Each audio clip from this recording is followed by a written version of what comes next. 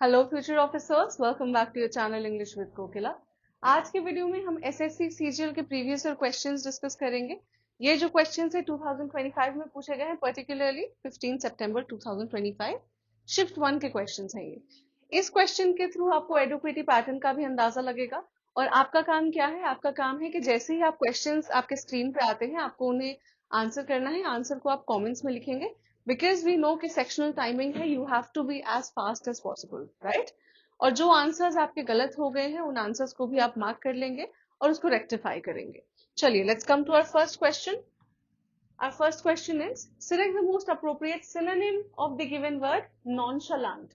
Synonym choose करना है, the word is nonchalant. बहुत ही common word है, trend में है ये word फिलहाल। Options देखो, anxious, tense, worried, carefree. What is the right answer? What is the right answer? Nonchalant का मतलब होता है जो ज्यादा केयर नहीं करता, काफी indifferent है चीजों को लेके, right? तो इसका सिनोनिम क्या हो जाता है? Carefree. Right answer is option 4, carefree. Anxious मतलब बहुत टेंशन में है, टेंस भी सिमिलर मीनिंग है, worried is also similar, right. तो ये तीनों आपके सिमिलर मीनिंग हो गए। ये आपका क्या हो गया? एंटोनिम हो गया नॉनचलांट का, ठीक है ना। Choose the correct meaning of the idiom keep at bay. Keep at bay का मतलब क्या होता है? ऑप्शन देखो, to monitor closely, to keep away और at a safe distance, to defeat completely और to take advantage of. What is the right answer? To keep at bay, किसी चीज को खुद से दूर रखना, एट अ सेफ डिस्टेंस, है ना, दूरी बनाए रखना किसी चीज से। राइट आंसर क्या हो जाता है? Right answer is option 2, to keep away और एट अ सेफ डिस्टेंस, ठीक है। Now select the most appropriate antonym. Antonym choose करना है, the word is quixotic. Quixotic का मतलब क्या होता है?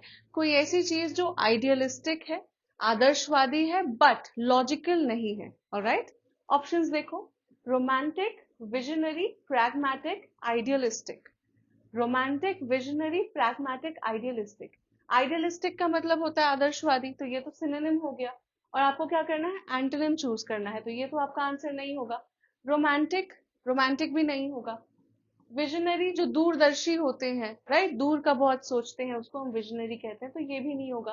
राइट आंसर हो जाता है प्रैग्मेटिक। प्रैग्मेटिक का मतलब होता है लॉजिकल, ठीक है। प्रैग्मेटिक का मतलब होता है लॉजिकल। और क्विक्सोटिक का मतलब हमने क्या बताया? जो आइडियलिस्टिक है, आदर्शवादी है, पर इलॉजिकल है, रैशनल नहीं है, राइट। ऑपोजिट क्या हो जाएगा? Pragmatic, something that is logical, something that is rational, ठीक है। Identify the misspelled word. इन चारों वर्ड्स में से आपकी जिसकी स्पेलिंग गलत है आपको उसे चूज करना है। देखिए, एपोथेम, एसोटेरिका, ओनोमाटोपिया या फिर सेस्क्विपिडेलियन। सेस्क्विपिडेलियन, ओके, ये चार आपके वर्ड्स हैं। स्पेलिंग कहाँ एरर है? ओनोमाटोपिया की स्पेलिंग आपकी गलत है। ओनोमाटो,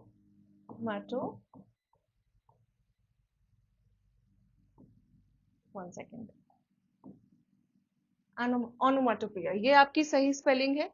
एपोथेम की स्पेलिंग बिल्कुल सही है यहाँ पे, इसोटेरिका की भी स्पेलिंग सही है, सेस्क्विपिडेलियन की भी स्पेलिंग ठीक है। एपोथेम का मतलब क्या होता है?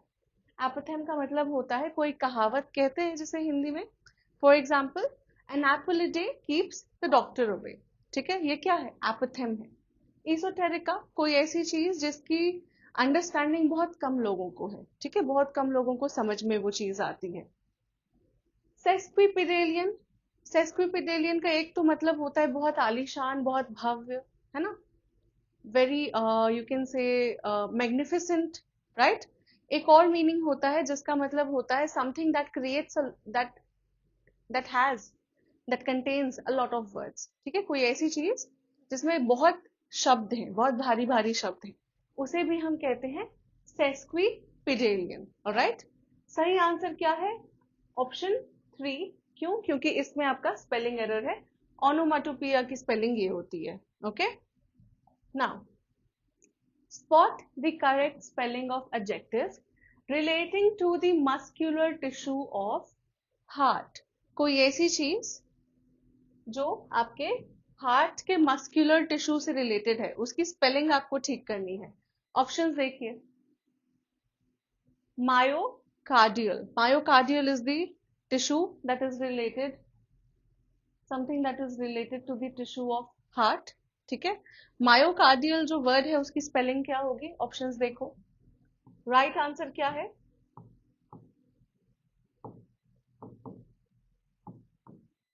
मायोकार्डियल, ठीक है। Option 3 is your right answer. ये कॉर्डियल लिखा है, ये गलत है। Cardiac is wrong, cardiol is wrong, ठीक है। मायोकार्डियल कोई ऐसी चीज जो आपके टिश्यूज, मस्कुलर टिश्यू से रिलेटेड है, हार्ट के मस्कुलर टिश्यू से रिलेटेड है। Alright, now choose the correct one word substitution. An act of intentionally setting fire to property, जानबूझकर किसी प्रॉपर्टी में आग लगा देना, उस एक्ट को हम क्या कहते हैं, ऑप्शंस देखिए। Burglary, vandalism, arson, sabotage. What is the right answer? Burglary का मतलब तो होता है किसी बिल्डिंग में फोर्सफुली या छुपकर एंट्री ले लेना किसी क्राइम करने के लिए। मोस्ट ऑफ द टाइम्स ये रॉबरी होती है, थेफ्ट होता है, राइट। वैंडलिज्म का मतलब होता है किसी की प्राइवेट प्रॉपर्टी को आप डैमेज पहुंचा रहे हैं, ठीक है, वैंडलाइज कर रहे हैं। Arson is your right answer. क्यों? आर्सन का मतलब होता है कहीं पे आग लगा देना, किसी प्रॉपर्टी में जानबूझकर आग लगा देना, उसे हम आर्सन कहते हैं। सैबोटाज का मतलब होता है किसी चीज को जानबूझकर खतरे में डालना, उसको सैबोटाज करना, उसको इन डेंजर करना, ठीक है। So right answer is option 3, arson. Choose the correct one word substitute for fear of public speaking. 10 लोगों के सामने अगर बोलने में किसी को डर लगता है तो उसके फियर को हम क्या कहते हैं, पब्लिक स्पीकिंग के फियर को हम क्या करते हैं। राइट आंसर देखो, ऑप्शंस पहले देखिए, ग्लोसोफोबिया, सोशियोफोबिया, एंथोफोबिया या फिर अर्गोफोबिया। अब काफी लोग क्या करेंगे, सोशियोफोबिया को टिक करके आ जाएंगे। क्यों? क्योंकि उन्हें लग रहा है कि सोशल स्पीकिंग है, पब्लिक स्पीकिंग के बारे में बात कर रहे हैं, है ना, सोशली लोगों से बात करने में। But this is wrong. Right answer क्या है, ग्लोसोफोबिया। ग्लोसोफोबिया का मतलब होता है जब आपको पब्लिक स्पीकिंग के टाइम थोड़ा एंजाइटी फील होता है, डर लगता है, that phobia of public speaking is glossophobia. Sociophobia क्या होता है, अभी हम सोशल एंजाइटी के बारे में आप जानते हैं। सोशल एंजाइटी, जब आप बाहर निकलते हैं, ज्यादा लोगों के बीच रहते हैं, तो आप अनकंफर्टेबल फील करते हैं, एंग्शियस फील करते हैं, उसे कहते हैं सोशल एंजाइटी, राइट। आपको लगता है सामने वाला शायद आपको जज कर रहा है, आप आउट ऑफ प्लेस फील करते हैं, वो एंजाइटी जो होती है उसे हम कहते हैं सोशियोफोबिया, ठीक है। एंथोफोबिया, फियर ऑफ फ्लावर्स, फूल से जो डर लगता है, फूल का जो फोबिया होता है, डर लगना नहीं कहेंगे, फूल फ्लावर्स से जो फोबिया होता है, that is anthophobia. Ergophobia is fear of work या फिर वर्क प्लेस, ठीक है, फियर ऑफ वर्क या फिर वर्क प्लेस, ठीक है। राइट आंसर क्या है, right answer is glossophobia, fear of public speaking. Now correct option choose करना है। Not until the data was independently verified dash accepted by the journal. Not until, inversion हो रहा है यहाँ पे। Not until the data was independently verified dash accepted by the journal. Option देखो, it was it, did it, had it, क्या होना चाहिए। Inversion हो रहा है तो हम यहां भी इन्वर्जन करेंगे, तो वॉज इट हो जाएगा राइट आंसर आपका। तो right answer is option 2। Not until the data was independently verified was it accepted by the journal. Alright, though the board remained divided on procedural issues, the chairperson dash authority was rarely contested, pushed the resolution through. Whose, whom, whose, which बात हो रही है। Through the board remained divided on procedural issues, though the board remained divided on procedural issues, the chairperson, जिसकी authority, ठीक है, तो जब हम किसी पर्सन के बारे में बात कर रहे हैं तो हम whose लगाएंगे, right. whose authority was rarely contested, pushed the resolution through, ठीक है। Right answer is option 1, whose.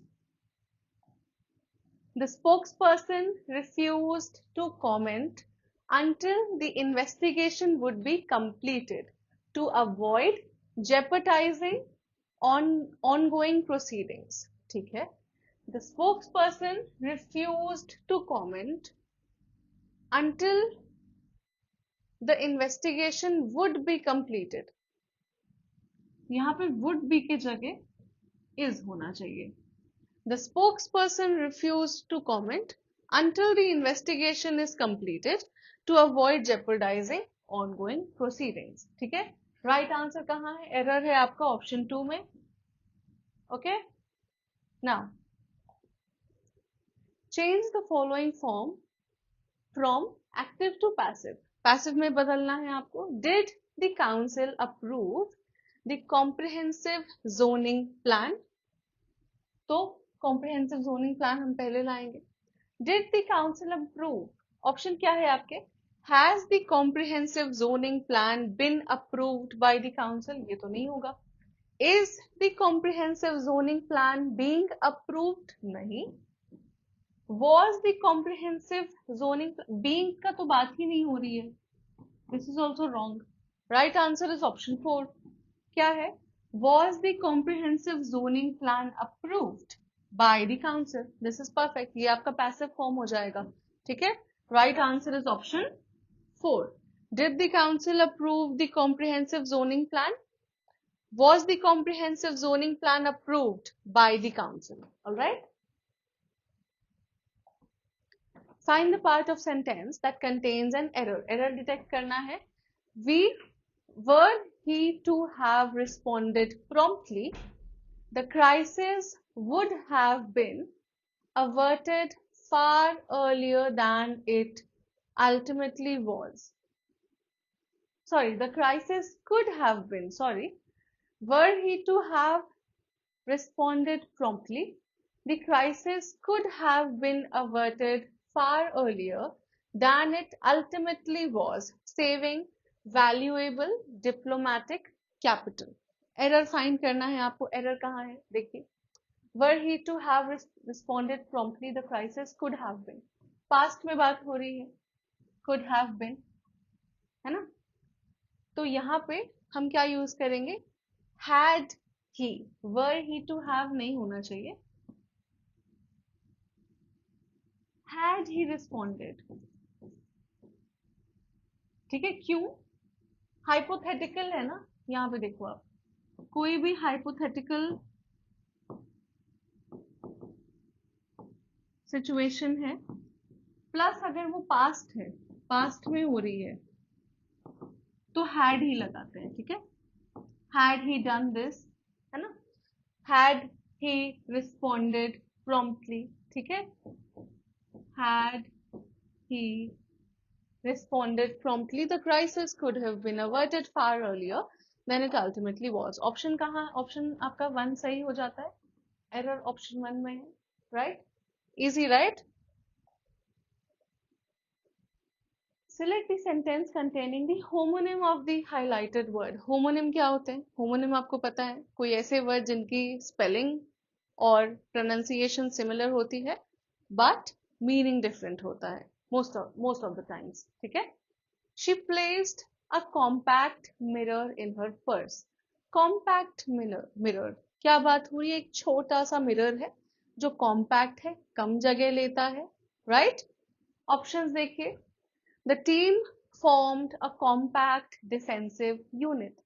एक compact unit है, छोटा tight है ना, tight unit है. A concise तो नहीं कहेंगे, a small unit. ठीक है? तो ये तो आपका homonym नहीं हुआ, similar meaning है. He compacted the soil using a roller. Roller को use करके उसने soil को compact किया, दबाया, छोटा बनाया. कह सकते हैं टाइट किया. राइट? तो अब वो कम स्पेस ले रहा है पहले से रिलेटिवली, तो सिमिलर मीनिंग हो गया. They signed a compact to maintain peace. शांति बनाए रखने के लिए उन्होंने एक अग्रीमेंट साइन किया. ठीक है? यहाँ पे जो कॉम्पैक्ट है इसका मतलब हो रहा है एक कॉन्ट्रैक्ट, अग्रीमेंट, संधि जिसे आप कहते हैं. ठीक है? तो ये डिफरेंट मीनिंग है, होमोनिम हो जाएगा. राइट आंसर यही है आपका. The book was written in a compact style. Compact यानी एक प्रिसाइज मैनर में, एक शॉर्ट मैनर में, एक ब्रीफ मैनर में लिखा गया था. ठीक है, कॉम्पैक्ट, छोटे से, छोटा नहीं कहेंगे exactly, but in fewer words, कम शब्दों में लिखा गया था। ठीक है, right answer is option 3। The accused was believed to have been hiding in the hills before being captured. Active structure में लाना है आपको। ठीक है, the accused was believed to have been hiding in the hills before being captured. अब active में लाना है तो we need a subject here. Options देखो, the accused believed, ये तो बात ही नहीं हो रही है, this is different meaning ही है इसका। Someone believed the accused had hidden in the hills. Okay. It was believed that the accused had been hiding. नहीं, ये नहीं होगा। और यहाँ पे someone believed the accused had hidden, ये तो बात ही नहीं हो रही है। Right answer क्या हो जाएगा? Authorities believed the accused was hiding in the hills, क्योंकि active में हम इसको convert कर रहे हैं, एक्टिव में कन्वर्ट कर रहे हैं, तो हमको अथॉरिटीज यहाँ पे हम ऐड कर देंगे। Authorities believed the accused was hiding in the hills. ठीक है, right answer is option 4। Now passage वाले क्वेश्चंस आ गए आपके। रीडिंग कॉम्प्रिहेंशन है, इसको आपको रीड करना है। To bifurcate life into immutable dichotomies of joy and sorrow is to misread its most intrinsic rhythm. Human existence unfolds not as a linear progression of happiness or despair, but as a dynamic interplay where each emotion deepens the resonance of the other. The ecstasy of triumph is never as poignant as when preceded by failure. Likewise, the pang of loss finds contour only because we have once cherished the presence of what is now absent. यहाँ पे क्या बात हो रही है? यहाँ पे आपके इमोशंस के बारे में बात हो रही है कि ह्यूमन लाइफ में जो है आपके इमोशंस ऐसे स्ट्रिक्टली डिवाइडेड नहीं होते। ठीक है, और ये जो डाइकोटमी है इनका, इसमें एक लीनियर प्रोग्रेशन नहीं है। ये नहीं है कि हाँ एक लीनियर, एक लगातार कोई चीज चल रही है, एक लाइन में चल रही है। लीनियर प्रोग्रेशन ऑफ हैप्पीनेस और डिस्पेयर, मतलब ऐसा नहीं है कि एक बार आपको हैप्पीनेस फील हुआ उसके बाद आपको शायद डिस्पेयर या सैडनेस फील हुआ। एक लीनियर प्रोग्रेशन नहीं है, चेंज होता है, मिक्स्ड होती है फीलिंग्स। ठीक है, आप कभी नहीं कह सकते कब आपको हैप्पीनेस फील होगा, कब आपको सैडनेस फील होगी। तो एक ऐसे लाइन में कोई चीज नहीं चल रही है। It's very there is an interplay, कह सकते हैं इंटरप्ले ऑफ इमोशंस। ठीक है, which deepens the resonance of other. इसका कहना है इस पैराग्राफ में यहां तक अभी ये कहा जा रहा है कि कोई भी जो आप इमोशन फील करते हैं, फॉर एग्जाम्पल अगर आपको सैडनेस फील हो रही है, ठीक है, तो आपको वो सैडनेस ज्यादा इसलिए फील होगी क्योंकि आपने हैप्पीनेस फील किया हुआ है। तो जब आप हैप्पी नहीं है तो आप सैड फील कर रहे हैं। Similarly the ecstasy of triumph is never as poignant, जीतने की जो खुशी होती है, ecstasy of triumph is never as poignant as when preceded by failure. अगर आप हार करके फिर जीतते हैं तो आपको जीतने की खुशी बहुत ज्यादा फील होगी, उतनी स्ट्रॉन्ग फील होगी। पर अगर आपने कभी हार एक्सपीरियंस ही नहीं की, लॉस एक्सपीरियंस ही नहीं किया, तो आपके लिए जीत उतना ज्यादा आपके लिए हैप्पीनेस लेकर नहीं आएगी। ये बात हो रही है कि एक इमोशन जो है वो दूसरे इमोशन को और ज्यादा स्ट्रॉन्ग बना देता है। अगर आपने सैडनेस फील किया है तो आप हैप्पीनेस भी उतना ही ज्यादा फील करेंगे, है ना। अगर आपने बुरा वक्त गुजारा है तो अच्छा वक्त भी आपके लिए बहुत ज्यादा खुशी लेकर आएगा। Similarly if you have spent a good amount of time जिसमें आप खुश थे, तो जब आपको सॉरो फील होगा तो आप काफी ज्यादा सैड होंगे। ठीक है, यही बात हो रही है। Joy and sorrow then are not adversaries but co-authors of the same narrative. From antiquity to modernity, philosophical traditions have acknowledged this existential polarity. The Stoics जो है ये आपका philosophical school of thought है। philosophy अगर आपने पढ़ी होगी तो stoicism के बारे में आप जानते होंगे। The Stoics embraced the inevitability of suffering as a precursor to tranquility. कहा जा रहा है कि जो स्टोइक्स है वो आइडिया embrace करते थे जिसमें सफरिंग जो है ट्रैंक्विलिटी के पहले आना कह सकते हैं निश्चित ही था. Tranquility peace. तो अगर आपको पीस फील करना है तो पीस फील करने से पहले आपको सफरिंग से होके गुजरना पड़ेगा, प्रॉब्लम से हो, कठिनाइयों से होके गुजरना पड़ेगा. ठीक है, स्टोइक्स का ये मानना था. While eastern philosophies like Buddhism anchor themselves in the impermanence of all experience. Eastern philosophy जो है जैसे कि बुद्धिज्म, उनका ये मानना है कि कोई भी जो एक्सपीरियंस है, कोई भी जो चीज आप एक्सपीरियंस कर रहे हैं वो इम्परमानेंट है, टेम्पररी है. इम्परमानेंस ऑफ एक्सपीरियंस में वो बिलीव करते थे. ठीक है, in both frameworks the pursuit of enduring happiness necessitates an acceptance of transience. Without sorrow, joy would be indistinct, a flat and shallow sensation lacking contrast and value. यही बोला जा रहा है कि अगर आप सैड नहीं होंगे, सॉरो नहीं फील करेंगे, तो हैप्पीनेस भी आपके लिए एक नॉर्मल सी चीज लगेगी, है ना. A flat and shallow sensation lacking contrast or value. This interdependence is vividly manifest in the mundane. ठीक है, the delight of spring is intensified by the memory of a harsh winter. Example दिया जा रहा है कि कैसे जो वसंत का मौसम जो होता है, स्प्रिंग का जो मौसम होता है, उसको आप क्यों इतना ज्यादा एंजॉय करते हैं, क्योंकि वो एक हार्श विंटर के बाद आता है. ठीक है, एक कोल्ड वेदर जिसमें आपको बहुत ज्यादा शायद प्रॉब्लम होती है, इट इज वेरी हार्श, है ना. तो उसके बाद जब स्प्रिंग आता है तो वो स्प्रिंग की अलग जॉय होता है, एक अलग खुशी होती है, right. So that is what the author is trying to say. The serenity of solitude is meaningful only to one who has tasted the cacophony of crowds. ये बोला जा रहा है कि वही लोग शांति, ठीक है, सॉलिट्यूड, एकांत एंजॉय कर पाते हैं जो लोगों के भीड़ में, शोर में से बाहर निकले हैं, उसको एक्सपीरियंस किया है उन्होंने, right. Now even our personal growth often emerges from crucibles of pain. Grief chisels depth into our emotional landscape, refining our capacity for empathy, resilience, and gratitude.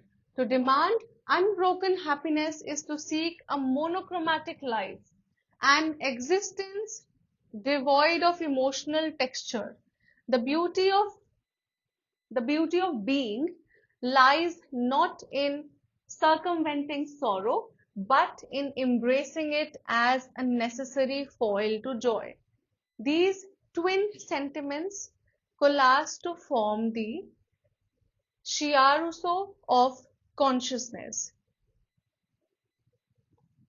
Chiaroscuro of consciousness, rendering our lives more vivid, more intricate, and more human. तो ये बोला जा रहा है कि even our personal growth to demand unbroken happiness. ठीक है, ये बोला जा रहा है कि हमारा जो पर्सनल ग्रोथ है वो भी कठिनाइयों से, पेन से उभर कर आता है.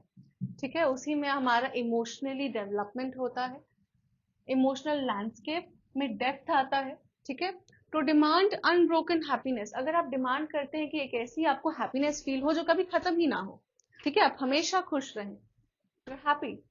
तो आप जब हमेशा खुश रहते हैं, हमेशा हैप्पी रहते हैं, तो you seek a monochromatic life, एक ऐसी लाइफ जो मोनोक्रोमैटिक है, एक ही रंग की है, उसमें कोई चेंज नहीं है, उसमें कोई डेप्थ नहीं है, उसमें कोई उतार चढ़ाव नहीं है. And existent devoid of emotional texture, texture ही नहीं है. समझ पा रहे हैं आप, टेक्सचर नहीं है उसमें. एक ऐसा लाइफ जिसमें कोई इमोशनल टेक्सचर नहीं है. The beauty of being lies not in circumventing sorrow but in embracing it as a necessary foil to joy. ये बोला जा रहा है कि आप जो सॉरो है उससे बचने के बजाय you have to embrace it as a necessary foil to life, foil to joy. अगर आपको जॉय एक्सपीरियंस करना है तो you also have to embrace the sorrows. ठीक है, आपकी जो बुरा वक्त है, जो सॉरोज है, जो सैडनेस है, उसे भी आपको एम्ब्रेस करना पड़ेगा. दीज ट्विन सेंटिमेंट्स कोलास ग्रो करते हैं. ठीक है, coalesce to form a chiaroscuro of consciousness. chiaroscuro क्या होता है? It's a type of painting. तो यहाँ पे वर्ड प्ले का इस्तेमाल किया गया है. एक पेंटिंग करने का एक टेक्निक होता है, तरीका होता है, जिसमें कंट्रास्ट दिखाया जाता है लाइट एंड डार्क में. ठीक है. Of consciousness rendering our life more vivid, more intricate and human. ठीक है. जिससे हमारी जो लाइफ्स हैं और विविड हो जाती हैं और इंट्रिकेट होती हैं और मोर ह्यूमन हो जाती है. कहा जाता है ना कि एक जो इंसान होता है वो अपने आप में ही मल्टीवर्स लेके चलता है. एक इंसान हमेशा, उसको आप डिफाइन नहीं कर सकते. It is a person, a human being is an intricate being, right. बहुत ही इंट्रिकेट है, कॉम्प्लेक्स है. ठीक है. चलो, तो इस पूरे पैराग्राफ में यही जॉय और सॉरो के बारे में बात हो रही, कैसे दोनों ही हमारे लाइफ का एक एसेंशियल पार्ट है. Okay. Which of the following best completes the analogy? Joy is to presence as sorrow is to. Joy is to presence. कोई चीज अगर present है, ठीक है, तो वो joy कहला जाती है. Sorrow is to, options देखो, freedom, anticipation, absence, stagnation. Excuse me. What is the right answer? Freedom तो नहीं होगा. फ्रीडम के बारे में बात नहीं हो रही है. किस चीज के absence, excuse me, not absence, basically बात हो रही है कि जॉय किसी चीज का होना जॉय है. अगर कोई चीज है आपके साथ लाइफ में तो वो आपको खुश बना रही है ना. आप जॉय फील कर पा रहे हैं. और वही चीज अगर नहीं है, उसका एब्सेंस है, तभी तो आप सॉरो फील कर रहे हैं, राइट. तो राइट आंसर क्या हो जाता है? एब्सेंस. एंटिसिपेशन तो किसी चीज की आप किसी चीज का इंतजार कर रहे हैं, उसे एंटिसिपेट कर रहे हैं. स्टैग्नेशन मतलब होता है स्टिलनेस, स्थिरता, मूव नहीं हो रही है कोई चीज, स्टैग्नेंट है. राइट आंसर क्या है? एब्सेंस. एनालॉजी यही है कि जॉय इज टू प्रेजेंस, ठीक है, as sorrow is to absence. आप खुश कब हैं? जब आपके पास चीजें, कोई चीज है. आप जब कोई चीज अबंडेंस फील कर रहे हैं, चीजें आपके पास प्रेजेंट है, तो जॉय है. अगर वही चीज आप एब्सेंस हो जाता है, उनका एब्सेंस हो जाता है, वो चीजें नहीं होती हैं, you feel sorrow, right? Next is, based on the passage, what can be reasonably inferred about the author's perspective on human emotion? Passage के basis पे ऑथर का पर्सपेक्टिव क्या है ह्यूमन इमोशन के लिए, क्या अंदाजा लगाया जा सकता है? ऑप्शन देखिए. Life should be devoid of emotional pain, emotion exist in strict binaries, sorrow deepens the meaning of Joy, या फिर जॉय इज आर्टिफिशियल कॉन्स्ट्रक्ट. तो जॉय इज आर्टिफिशियल कॉन्स्ट्रक्ट ये तो नहीं बोला जा रहा है. Life should be devoid, devoid का मतलब क्या होता है? किसी चीज का ना होना. ठीक है. तो ये तो बिल्कुल बात नहीं हो रही है कि लाइफ में इमोशनल पेन नहीं होना चाहिए. ये भी गलत है, ये भी गलत है. Emotion exist in strict binaries, binary opposite को कहते हैं. ठीक है. इमोशंस जो है वो स्ट्रिक्ट ऑपोजिट्स में एग्जिस्ट करता है, तो ये तो बात ही नहीं हो रही है. हालांकि उन्होंने बोला था कि इंटरप्ले होता है, बाइनरी में नहीं होता है, स्ट्रिक्ट ऑपोजिट्स नहीं होता है, इंटरप्ले होता है इमोशन का. Right answer is sorrow deepens the meaning of joy. Sorrow, pain जो है आपके जॉय को और ज्यादा डीप बना देता है. Now, what is the author's primary purpose in writing this passage? Primary purpose क्या है? To highlight philosophical tradition. philosophical tradition को highlight करने के लिए उन्होंने लिखा है? नहीं, philosophical tradition की बात की है, but highlight करने के लिए purpose उनका नहीं था ये. To argue that sorrow should be embraced as essential to experiencing true joy. पूरे पैराग्राफ में यही बात हो रही है कि सॉरो आपको embrace करना चाहिए, क्योंकि सॉरो जब आप embrace करते हैं तो ट्रू जॉय आप फील कर सकते हैं, है ना. टू लमेंट फ्रेजिलिटी ऑफ हैप्पीनेस, लमेंट का मतलब होता है किसी चीज का शोक मनाना. तो हैप्पीनेस कितनी फ्रेजाइल है इसको लमेंट करने के लिए, ये भी गलत है. क्रिटिक मॉडर्न इमोशनल डिटैचमेंट, ये भी रॉन्ग है. Right answer is option 2. चलिए, what tone does the author primarily adopt through out the passage? पूरे पैसेज में टोन कैसा है? whimsical, philosophical, satirical, indifferent. कैसा टोन यूज किया है ऑथर ने? इनडिफरेंट का मतलब होता है बहुत ही केयर फ्री, जिसको किसी चीज की परवाह नहीं है, फर्क नहीं पड़ता. इनडिफरेंट है, नॉनशलांट कह सकते हैं, तो ये तो नहीं होगा. सटारिकल, ह्यूमर का यूज नहीं है, आयरनी यूज नहीं किया गया है, व्यंग का काम नहीं हो रहा है यहाँ पे, so this is also wrong. Excuse me, philosophical tone थी, वो कुछ लाइफ के बारे में टीचिंग्स दे रहे थे ऑथर आपको सॉरो के बारे में बता रहे थे कि कैसे आप सॉरो फील करते हैं तो आपको जॉय भी मल्टीप्लाई होके फील होती है, राइट। तो फिलोसॉफिकल टोन था, विम्सिकल टोन नहीं था। क्यों? विम्सिकल टोन का मतलब होता है playful, child like, carefree tone, ठीक है, जिसमें प्लेफुल है, प्लेफुलनेस है, चाइल्ड लाइक कहते हैं, शरारत है, उसको कहते हैं विम्सिकल, ठीक है। तो ये भी आपका रॉन्ग आंसर हो जाता है, right is option 2। Now in the context of the passage, what does the word chiaroscuro most likely meant? chiaroscuro का मतलब क्या होता है? मैंने आपको बताया था कि एक कॉन्ट्रास्ट होता है लाइट एंड डार्क का, है ना। ऑप्शन देखो, emotional paralysis, blend of light and shadow, a musical variation, या फिर स्पेसिफिक टाइप ऑफ सॉरो। तो ये बात नहीं हो रही है, ये भी नहीं हो रही है, ये भी नहीं हो रही है, right answer is option 2, blend of light and shadow, ठीक है। Choose the most suitable option to replace the highlighted part of the sentence. She does not knows the answer to the question. She do not knows the answer to the question. She के साथ हम लगाते हैं does not, no होना चाहिए। Right answer देखो, option 2, does not know. She does not know the answer to this question. Now, he is senior than me in age. Options क्या है?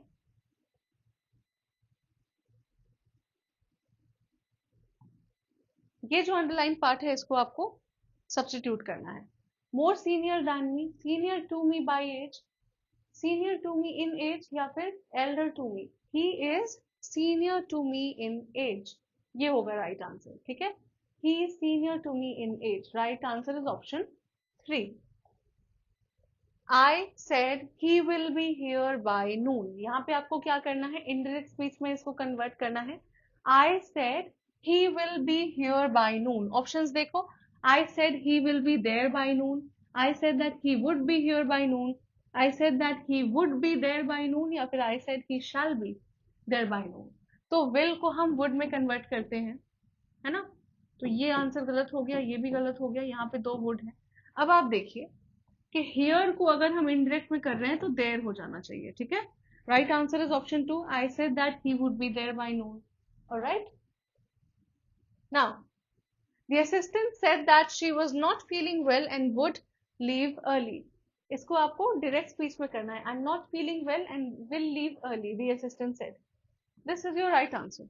I am not feeling well and will leave early, the assistant said. I was not की बात ही नहीं हो रही है, direct में है तो जिस तरीके से कहा गया है उस तरीके से आप बोलेंगे। ये भी नहीं होगा, आई am not well and leave, ये भी नहीं होगा। Right answer is option 1। Now rearrange करना है सेंटेंसेस को। ऑप्शंस एक बार जल्दी से देख लीजिए। सबसे क्विक तरीका है ऐसे क्वेश्चंस को सॉल्व करने का कि आप ऑप्शंस देख लें। ऑप्शंस में आप देखिए कि कौन सा रिपीट हो रहा है, तो इसमें कोई भी रिपीट नहीं हो रहा है। ऑप्शन 1, 3, 2, 4, ठीक है। अब यहाँ पे देखिए, अगर 1 का देखा जाए तो this is particularly challenging, introductory sentence तो है नहीं, तो ये आपका फर्स्ट सेंटेंस नहीं हो सकता है, तो ये ऑप्शन कट गया। ऑप्शन 3 देखिए, archiving carbon neutrality, excuse me, requires a significant reduction in emissions। अच्छा ठीक है। ऑप्शन 3 देखिए, एज अ रिजल्ट, तो एज अ रिजल्ट से कोई सेंटेंस तो शुरू नहीं होगा, ये भी कट गया, ठीक है। These technologies capture carbon dioxide, which technologies, ये भी इंट्रोडक्टरी लाइन तो नहीं है, ये भी कट गया, बच गया आपको ऑप्शन 2, ठीक है। Archiving carbon neutrality requires a significant reduction in emissions across all economic sectors. This is particularly challenging in industries such as steel and cement production, where emissions are an integral part of the manufacturing process. As a result, carbon capture and storage (CCS) technologies have emerged as a crucial component of strategies aimed at reducing industrial greenhouse gas emission. These technologies capture carbon dioxide at the source, preventing its release into the atmosphere and either utilizing it or storing it permanently underground, ठीक है। तो ये आपका right answer हो जाता है। आपको इतना पढ़ने की भी जरूरत नहीं है, मैं आपको एक्सप्लेन कर रही हूँ, इसलिए I am reading all of this.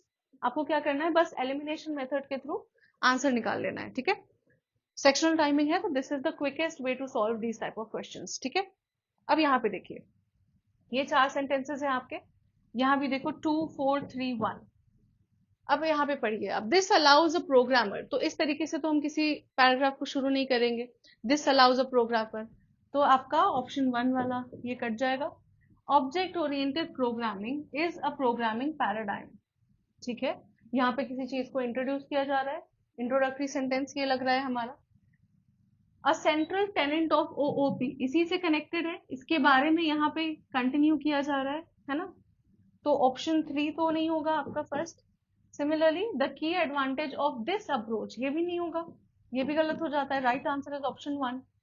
Object oriented programming के बारे में बात हो रही है, फिर वही बोला जा रहा है कि central Tenet of OOP is the concept of a class, ठीक है। उसके बाद यहाँ पे 1 पे आप जाएंगे, this allows a programmer to specify the structure and behaviour of an object-oriented program, and then the key advantage of this approach is that it models real-world entities, making complex system easier to manage and debug. ठीक है, right answer is your option number 1. Comments में बताइएगा कि आपके कितने answers सही हुए। हमने सारे क्वेश्चन सॉल्व कर लिए जो कि आपके 15 सितंबर 2025 शिफ्ट 1 में पूछे गए थे। आपने कितना टाइम लिया, आप उतने क्विक हैं या नहीं, कमेंट्स में जरूर बताइएगा। And I will see you in the next video. Like and subscribe.